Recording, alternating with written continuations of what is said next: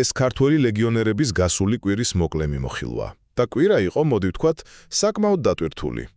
პარიზის გასახდელში დაწყებული დრამიდან საფრანგეთსა და ესპანეთში გატანილ მაგარ გოლებამდე. დავიწყოთ პირველით. PSG-ში იცით სიტუაცია ცოტა დაიძაბა. რენთან წაგების მერე ხვიჩა კვარაცხელია სკანდალის ცენტრში აღმოჩნდა. რა ხდება?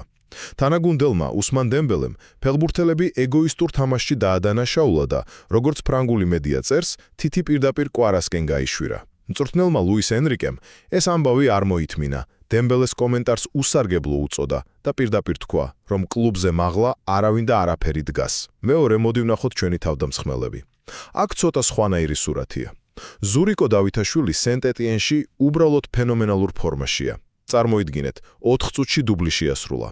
და უკვე ლიგა 2-ის ბომბარდირობაზეც კი აქვს სერიოზული პრეტენზია. აი გიორგი მიქაუტაძემ კი ვილიარეალში ზედიზედ მეორე გოლი გაიტანა, მაგრამ მწვრთნელი მას მაინც ძალიან ცოტა დროს აძლევს. რატო? ეს ცოტა გაუგებარია. და ბოლოს რამდენიმე სწრაფი ამბავი. გიორგი გოჩოლეიშვილმა ჰამბურგს მოაგებინა, თამაში ჩაერთო და ეგრევე საგოლე პასი გააკეთა, ძალიან მაგარია. მაგრამ სამწუხაროდ ცუდი ამბებიც გვაქვს. გიორგი მამარდაშვილმა რატომღაც ლივერპულის საათასო მატჩი გამოტოვა. მიზეზი ჯერ არ ვიცით. ოთარ კითეიშვილმა კი შტურმის თამაშისას ტრავმა მიიღო და მოედანი დატოვა.